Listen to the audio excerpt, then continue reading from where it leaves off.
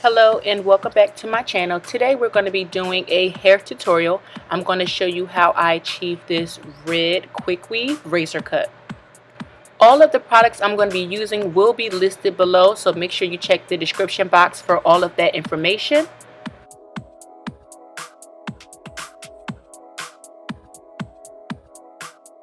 So my braid down pattern for this was just to make sure that the front and the sides were flat. I wasn't too concerned with the middle because you're not going to see any of the fullness or the thickness with those braids. Also, I wasn't sure what I wanted to use as far as my mold down, so I decided just to use 2 stocking caps instead of the tissue paper underneath. Now, as you can see, I'm going to be using 2 different color stocking caps, and this is honestly, I wanted to try out a new technique. I like to practice on myself before I attempt to do it on anyone else. So I wanted to do a invisible part, but I didn't want to use my scalp. I wanted to create a fake scalp. So I got a skin tone stocking cap, and then I just took a brown stocking cap to put on top instead of black, because I think it looks better with red hair versus the black stocking cap. So I'm going to be using 2 packs of 10-inch hair, and I'm going to turn around and show you how I'm going to lay my first couple of tracks. Now I'm going to take my first track and it's going to go right on the bottom of the stocking cap. Now this is going to ensure that you have a nice natural looking bob cut. It's not going to be sticking out too far, and it's going to also help you when you're cutting your bob a little bit later on. So I'm just going to glue that first track at the bottom. Now because I like my bobs to look extremely natural, I'm going to take 2 fingers, so it's about maybe 1.5 inches, 2 inches, and I'm going to place my second weft right on top of that. This is just going to ensure again that it's not too bulky in the back. If you like to have a really full bob, you can put them closer, but typically I like to just do 3, possibly 4 tracks in the back, and then I start my U-shape pattern for adding on the additional tracks.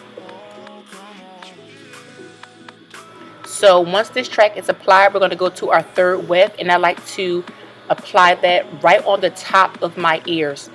This is just a guideline for me, and this is going to also help make sure that your U shape is even. So this third track goes right above the ears.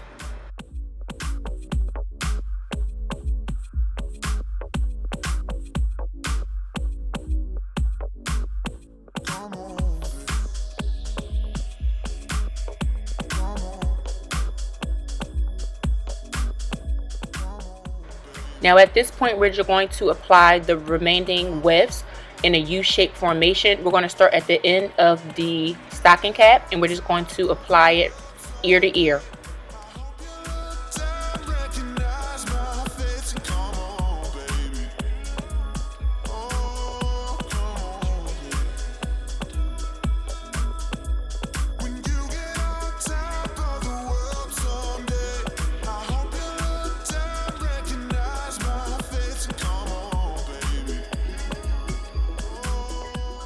Now this hairstyle is going to have some feathered bangs, so I'm just going to take a couple of the wefts and apply them going forward. So you're going to see me start to curve my wefts a little bit, and that's because I want a little more hair in the front. As you can see, I marked my forehead, and this is just for me to know where I'm going to start my invisible part, where I'm going to start and stop. You'll see that a little bit later on, and you'll understand why I'm putting white marks on my forehead.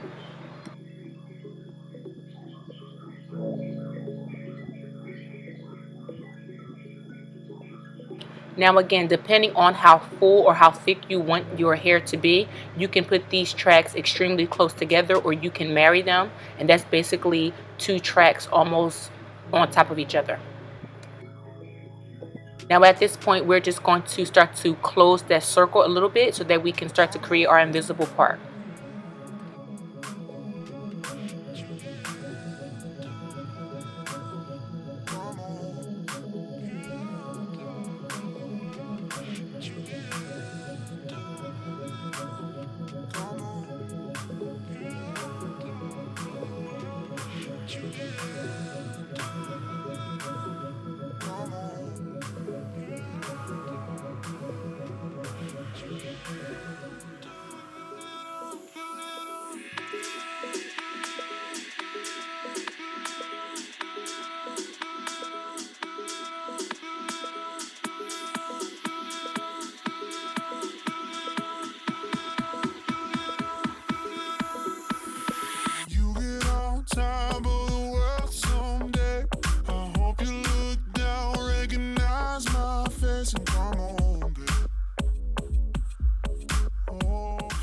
So now this is some new technique that I came up with. I'm just going to be cutting the brown stocking cap off. Now you don't have to do this. I'm just experimenting a little bit because I want to create a more natural looking part. So I want to expose that really light stocking cap underneath. I am going to be adding a little bit of concealer, but you'll see exactly why I'm doing this towards the end of the video. Again, this is optional, but this is what I decided to do. Now I have some pre-cut hair, and this is going to help me to create my invisible parting. I'm just going to apply a little bit of the hair glue to the cap, and then I'm going to gently marry those pieces of hair on top of each other. I'm using this end of the rat tail comb or the foil comb just to help me create a really straight line.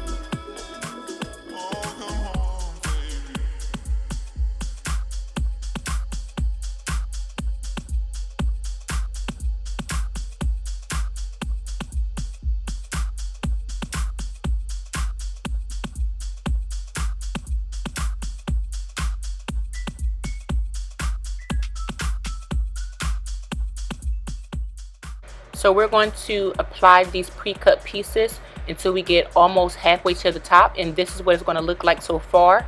We're just going to continue to do this process until we get all the way to the top, and then we're going to complete that same process on the opposite side. Now I'm going to use a pre-made closure piece. All I did was wrap some hair in a small circle, and then I'm going to flatten it out, and this is my closure. I'm going to take a little bit of glue and apply it into that hole, and this is how we're going to close up our hair weave today. Now once your closure dries, give it about 5 to 10 minutes, and then I'm just going to show you how I made that yellow stocking cap look a little more natural and almost like my skin. All I did was take a little bit of concealer, and I mixed two of the colors from my Anastasia Beverly Hills palette, and I took a really small brush and I just kind of brushed it right on top of the yellow cap. If I would have did it with the brown cap, it wouldn't have matched as much, and it also would have been a little bit bulky, so that's why I decided to cut that cap. Now I'm just taking a hair razor. I'm showing you what teeth I'm using because they come with two different attachments. I'm using the smallest comb that comes with it, and I'm just going to razor off a little bit of the length on one side because this bob is asymmetrical.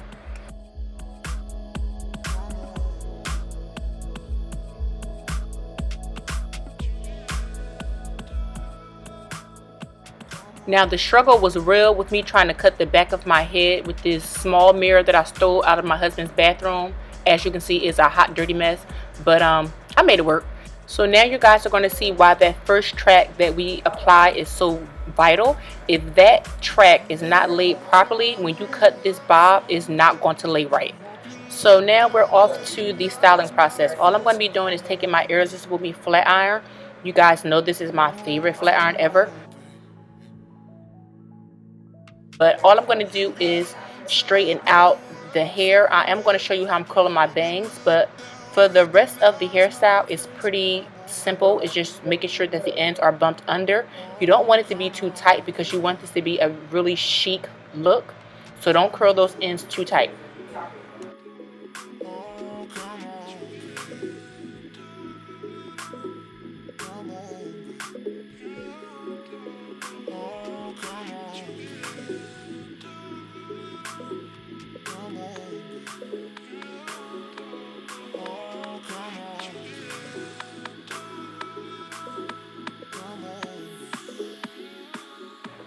Okay, so we are going to start with our bangs. I'm going to be taking a horizontal section. Typically I like to make the sections vertical, but for some reason today I did a little bit different. It doesn't matter, but I'm just going to take a 1/2 inch section, and I'm going to bend the flat iron just a little bit, but you're going to notice I'm going to hold the curl By holding the curl, you're giving it a chance to set, and the way that the hair sets is how it's going to behave throughout the day. I'm going to demonstrate this again, but again, the way that the hair cools down is the way that your hairstyle is going to be. So again, we're going to go through with the flat iron.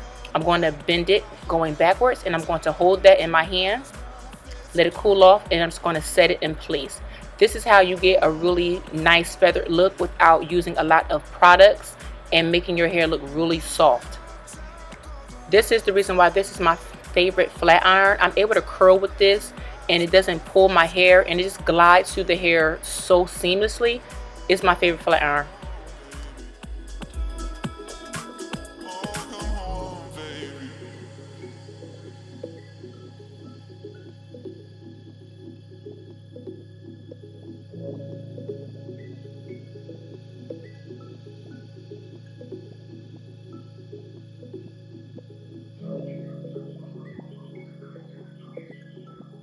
So this is the completed look. I did have to clean up the back because I wasn't able to see, but I think you guys can understand that. So thank you guys so much for watching. Don't forget to subscribe to my channel, and also don't forget to thumbs up. It does help me out a lot, and I'll see you in the next video.